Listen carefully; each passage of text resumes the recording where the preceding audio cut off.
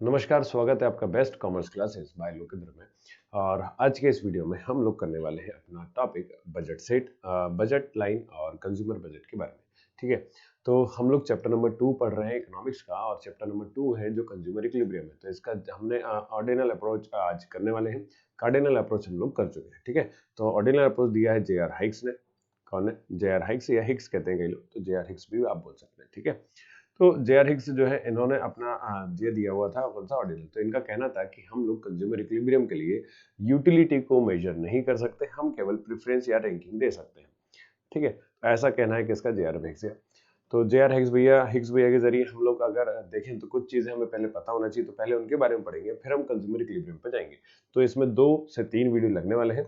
और इससे पहले के टॉपिक अगर नहीं देखे तो मैंने उसके लिए एक प्लेलिस्ट प्रॉपर अरेंज कर दिया, तो आप प्लेलिस्ट देख सकते हैं। तो इकोनॉमिक्स 2024 से 25 तो 2025 में जो बच्चे देंगे उनके लिए बना हुआ है। ठीक है, तो चलिए स्टार्ट करते हैं।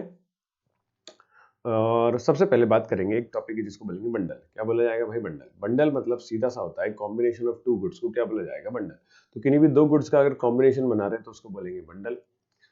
अब बंडल से दूसरा टॉपिक आता है बजट सेट। बजट सेट क्या है? तो भाई बजट सेट वही है कि आपके पास जो इनकम है उसमें आप कितना खर्च कर सकते हैं, गिवन इनकम के अंदर कितना खर्च कर पाएंगे, ये आपका क्या कहलाएगा? बट बजट सेट कहलाता है।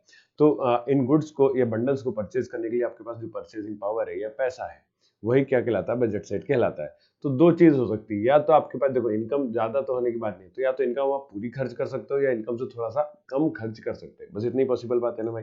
तो वही चीज यहाँ पे लिखी हुई है, तो थोड़ा सा रीड करके बताता हूँ, उसके बाद देखेंगे। तो budget set is the quantitative, quantity की बात कर रहे हैं, combination of those bundles which consumer can purchase from his given income at privileged market prices। तो प्रिविलिंग मार्केट प्राइसेस पे कंज्यूमर जो है उसको क्या कर सकता है? बाय कर सकता है। बस इसी के बारे में और डिटेल में लिखा है, तो आप रीड लगा लेना, बहुत सिंपल सा है। कंज्यूमर बजट बता दिया। It mean consumer can purchase only those combinations bundles of goods which cost less than और इक्वल टू हिज इनकम। तो लेस देन या इक्वल टू हिज इनकम होना चाहिए और कुछ नहीं। ठीक है, और तो हमने परचेसिंग पावर व्यक्ति के पास होना चाहिए ना, वेन चीज में। अब इसको समझने के लिए एक थोड़ा हम क्या करते हैं कि देखो, एक तो असम्पशन इसमें कि दो गुड्स ही रहेंगे, कि क्या रहने वाले हैं आपके? गुड्स दो ही रहना चाहिए। ठीक है, तो एक हम शेड्यूल लेके देखते हैं। शेड्यूल से आपको मैं एक एग्जांपल ले रहा हूँ, मतलब कि, और इस एग्जांपल से आपको समझाने की कोशिश करते हैं। तो हमने एक यहाँ पे, ये ऊपर आ जा भाई, अरे ऊपर चलो रे, उठ ही नहीं रहा है। चलो इधर बना के देखते हैं, यहाँ बनेगा। तो इंसर्ट कर देते हैं टेबल अपना, और हम इसके अंदर क्या करने वाले हैं कि हम यहाँ पे है ना अलग अलग गुड्स लेने वाले हैं। ठीक है, या आप ऐसा समझ लो दो कॉमोडिटी लेंगे, तो कॉमोडिटी में भी क्या ले लें? तो केले क्या खाओगे आज बताओ? तो हम ले लेते हैं बनाना और ऑरेंज। ठीक है, तो बनाना और ऑरेंज, तो एक ही शेड्यूल बना रहा हूँ मैं। शेड्यूल समझने के लिए बस एक एग्जाम्पल है और कुछ नहीं है, तो एक एग्जाम्पल है। और इस एग्जाम्पल के अंदर हम लोग दो गुड्स कंज्यूम करने वाले हैं। तो मैं ले लेता हूँ एक तो अपना केला, बनाना, और एक केले की कीमत अपन आसान शब्दों में 2 रुपए रख लेते हैं। कितनी भाई? 2 रुपए। और दूसरा हम ले लेते हैं ऑरेंज, और ऑरेंज की कीमत हम रख लेते हैं 4 रुपए। ठीक है, 4 रुपीज। अब मैं इस इनकम जो है व्यक्ति की कितनी मान लेता हूँ? तो इनकम, इनकम को रिप्रेजेंटेशन वाई से करते हैं, तो वाई इनकम जो है वो आपकी कितनी है? 20 रुपए। ठीक है क्या? चलो अब चल जाओ सब्जी मंडी। सब्जी मंडी में भी फल मिलते हैं, या फ्रूट मार्केट में आप जा सकते हो। ठीक है, तो यहाँ पे हम ले लेते हैं बनाना, और ये है अपना ऑरेंज, और यहाँ हम बता देंगे टोटल स्पेंडिंग। तो टोटल स्पेंडिंग में मैं टोटल स्पेंडिंग सबसे लास्ट में लिखने वाला हूँ। ठीक है, टोटल स्पेंडिंग, तो टोटल स्पेंडिंग सबसे हम आखिरी में लिखेंगे। ये हमारे इसके बाहर हो गया, लो आ गया अंदर। यही तो मजा है ऑनलाइन का। चले, तो बनाना पहले खर्चा कितना करना है वो देखें। तो केले 2 रुपए के, और ये कितने के? 4 रुपए के। तो मैं अगर 20 रुपए जेब में है, अगर आप मार्केट गए हो लेने, तो 2 रुपए के हिसाब से 10 केले तो आ ही जाएंगे भाई। अगर 20 रुपए पूरे खर्च कर दिए तो ऑरेंज कितने ले पाओगे? 0। आगे बात समझ में? चले, फिर हमने बोला कि कम से कम एक ऑरेंज तो लेना ही है। तो अगर एक ऑरेंज लेना है तो 4 रुपए आपके खर्च हो गए, बचे कितने? 16 रुपए। 16 रुपीज में आप कितने बनाना ले सकते हैं? तो आप बोले सर डिवाइड कर दो 2 से, कुछ नहीं तो 8 बनाना तो आ ही जाएंगे। ठीक है, फिर बात करते हैं हमें, नहीं नहीं कम से कम 2 ऑरेंज होना चाहिए। तो 2 ऑरेंज है, तो उस केस में आप कितने बनाना ले पाओगे? तो आपकी स्पेंडिंग देखो, तो आपने खर्च जो है वो कितना कर दिया? 4 टू 8 रुपीज खर्च कर चुके हैं। तो मैं इसको लिखता कैसे वो भी दिखाई देता हूँ साथ में। तो पहले 8 रुपए खर्च कर दिए, तो बचे कितने 12 रुपए, 20 में से 8 खर्च कर दी, बचे कितने 12 रुपए। तो 12 रुपए में कितने केले आ जाएंगे, तो 6 केले आपके पास आ जाएंगे। अब मैं इसकी स्पेंडिंग को थोड़ा सा ऐसा लिख रहा हूँ, तो मैंने 10 रुपए में कितना, सॉरी 2 रुपए के हिसाब से पहले प्राइस लिख लेते हैं। 2 रुपए के हिसाब से 10 बनाना लिए, या फिर आप क्वांटिटी भी पहले से लिख सकते हैं। तो क्वांटिटी कितनी है, 10 रुपए के हिसाब से कितने लिए, 2 केले लिए, प्लस ये तो कुछ लिए ही नहीं है तो 0, 4 रुपए के, तो 20 रुपए पूरे खर्च हो गए क्या, हाँ जी भाई हो गए। चले फिर देखें, फिर से लिखते हैं। तो 8 केले 2 रुपए की प्राइस से, प्लस एक ऑरेंज कितने के प्राइस से, 4 रुपए के, तो ये कितना फिर से खर्च कर दिया आपने, 20 रुपए। तो हम केवल ये मल्टीप्लाई करके लिख रहे हैं प्राइस के साथ कि आपने कितना लिया। तो 6 केले लिए, कितने 6 केले लिए 2 रुपए के हिसाब से, तो 8 6 दूनी 12, मतलब 12 रुपीज खर्च कर चुके हैं। और आप बात करते हैं तो 2 इंटू 4, तो ये 8 रुपए खर्च हो गए, तो 20 रुपए फिर से खर्च कर दिए। चले फिर देखें, मैं कह रहा हूँ ऑरेंज लेना, मान लो 3, कितने लेना है, ऑरेंज 3 लेना है। तो एक लाइन छोड़ देते हैं थोड़ा सा, 3 ऑरेंज लेना ही है कम से कम, है ना। तो 3 ऑरेंज लेना है, तो 3 ऑरेंज कितने के पड़ेंगे, तो मैं कहता हूँ 3 ऑरेंज जो है आपके प्राइस देखो, तो 3 इंटू 4 कितने खर्च हो गए, 3 4 से 12 खर्च हो गए, बच्चे कितने 8 रुपए। 8 रुपए में कितने के लाएंगे, 2 के हिसाब से तो 4 ही आएंगे, ठीक है। तो ये इंटू कर लेते हैं, 4 इंटू 2, तो ये आपके कितना हो गया भाई, 8 रुपए खर्च हो गए। तो पूरे 20 रुपए फिर से पूरे खर्च कर दिए।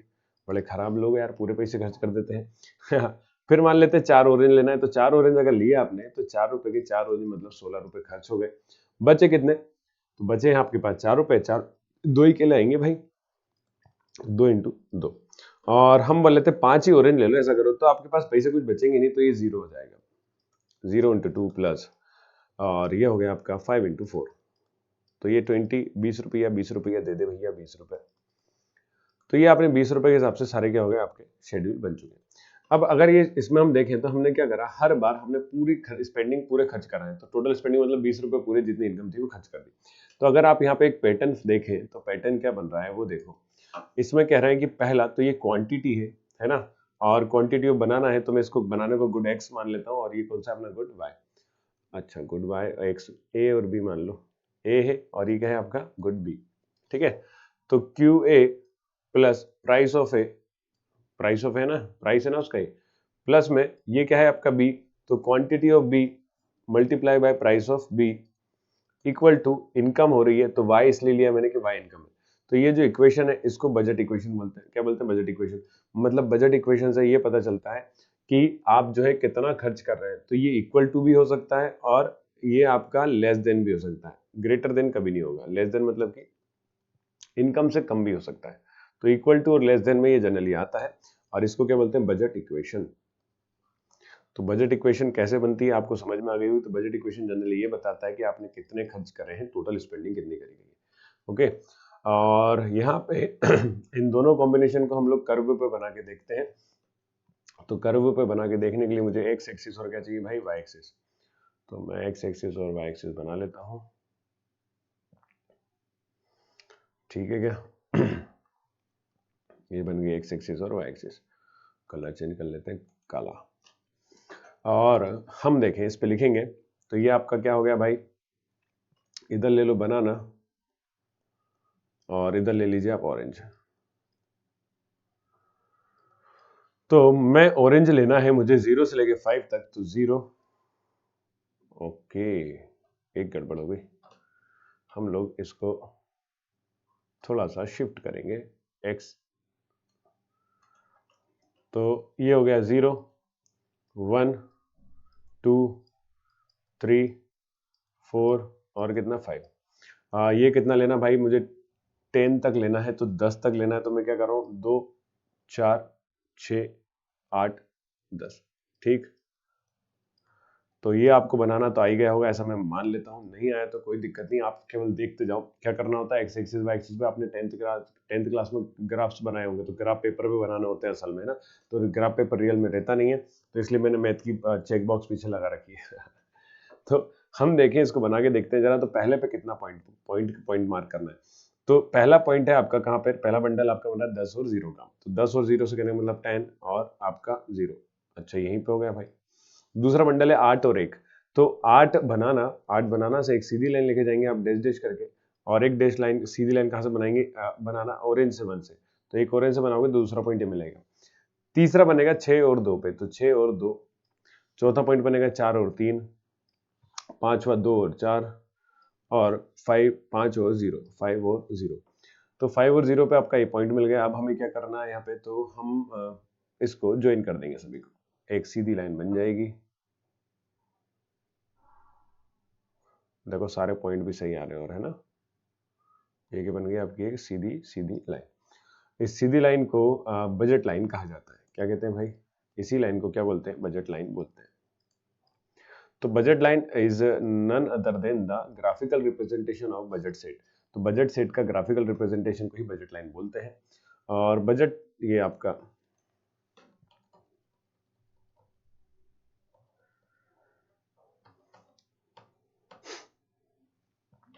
तो इक्वेशन ऑफ बजट लाइन लिखा है P1 Q1 P2 Q2 equal to x। The budget set can be shown in the following diagram below. तो ये डायग्राम हमने ऊपर बना दिया।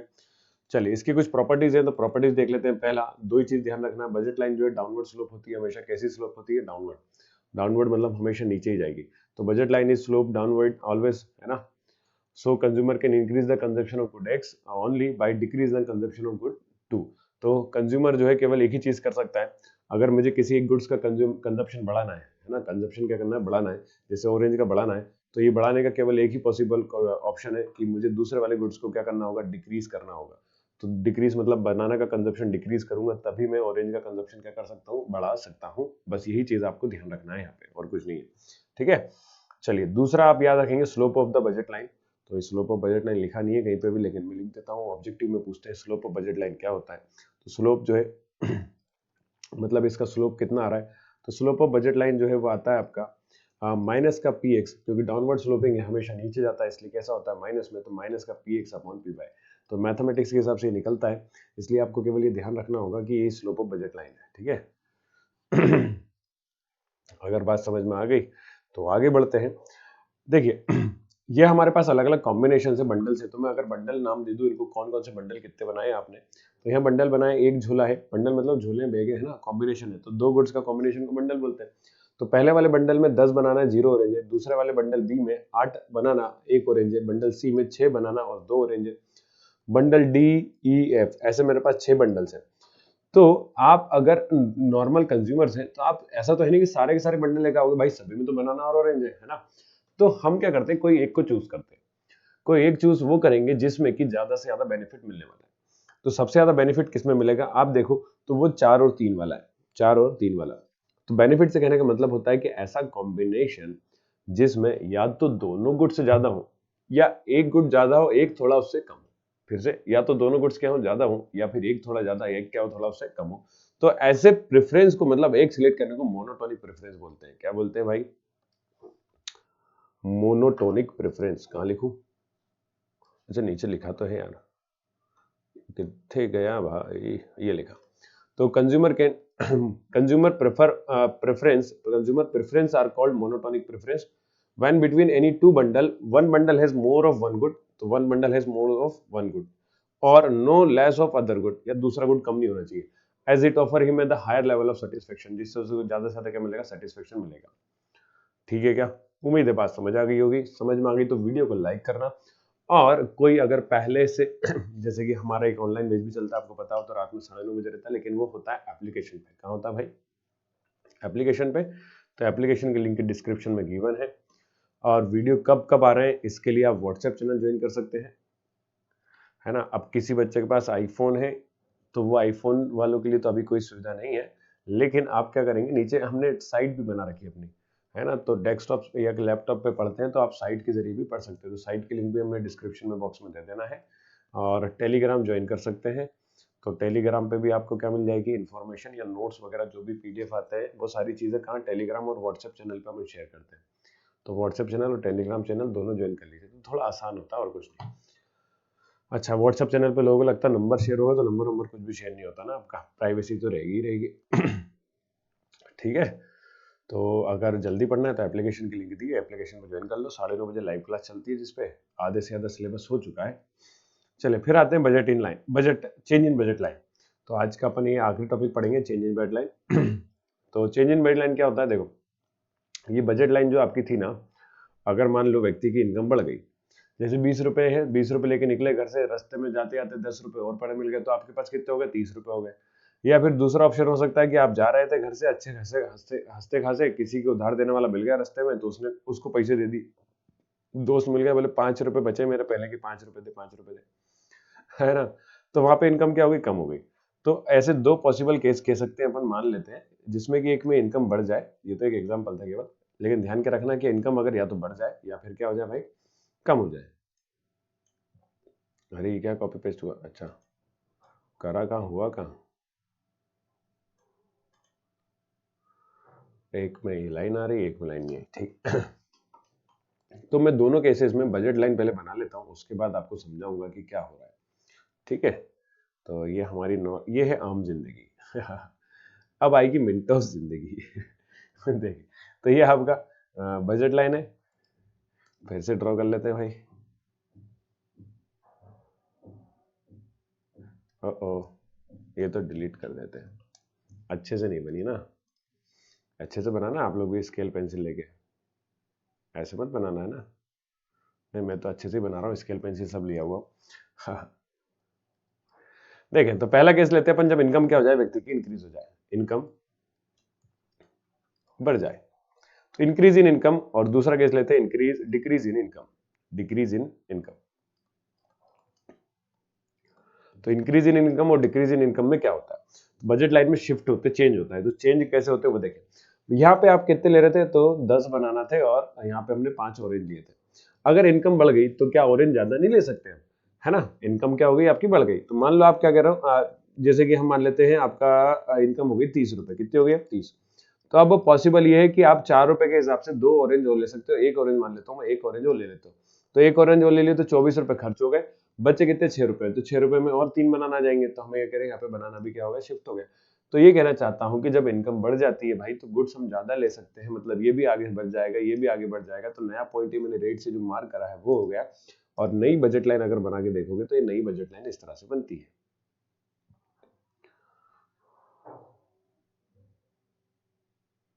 ये क्या हो गया हमारी नई बजट लाइन, इसी को बोलते हैं भाई शिफ्ट इन बजट लाइन।